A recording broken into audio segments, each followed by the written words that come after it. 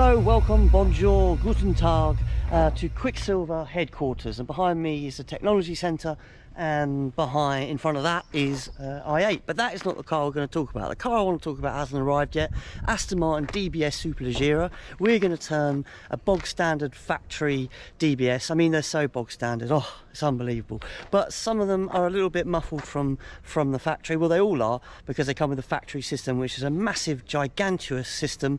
We offer a Titan Sport rear section, and we also offer another upgrade if you want something a little bit more extreme. But this video is just about having our Titan Sport rear section put on. So when it arrives, we'll hear what it sounds like stock, and then we'll get it on the ramp, do our thing, and we'll really hear what Quicksilver can offer your DBS.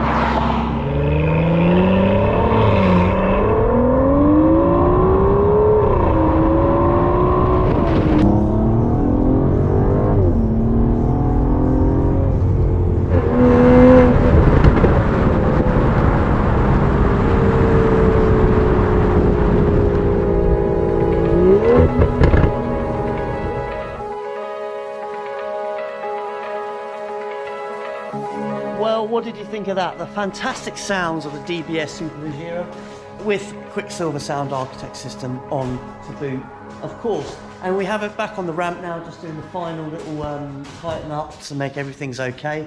George is with me, the infamous Gorgeous George, as we like to call him.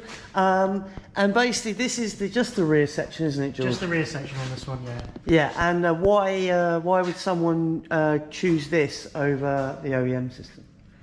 It's just an all-round nicer system. We've got bigger valves on it, so it's a little bit louder in the loud side. Yeah. Oh, still hot. Love that. Still warm. And a smaller box as well, so it's even it's louder on the quiet side as well.